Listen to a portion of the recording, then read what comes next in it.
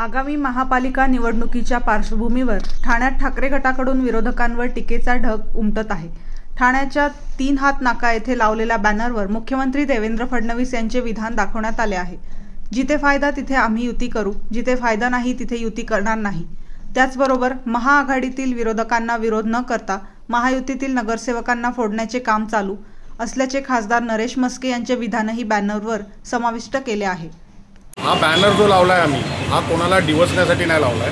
तुम्ही जर पाहिलं तर काल परवा मुख्यमंत्री स्वतः म्हणाले की जिथे फायदा आहे तिथे आम्ही युती करू आणि जिथे फायदा नसेल तिथे युती करणार नाही।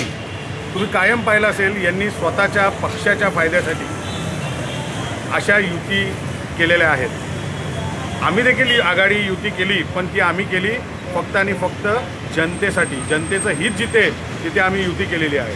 आणि खाली जर तुम्ही पाहत असाल तर इकडचे नरेश म्हस्के, बऱ्याच पत्रकारांनी मला विचारलं तुम्ही खासदार लिहिलेलं नाही आहे। तुम्ही जर पाहिलं बाहुबली पिक्चर जर पाहिला असेल तर त्यामध्ये बल्लाळ देवाचं राज्याभिषेक जरी झाला तरी जनतेच्या मनातला जो राजा होता तो म्हणजे बाहुबली, तसंच ठाणेकरांच्या मनातला खासदार जे आहेत ते माननीय श्री राजनजी विचारे।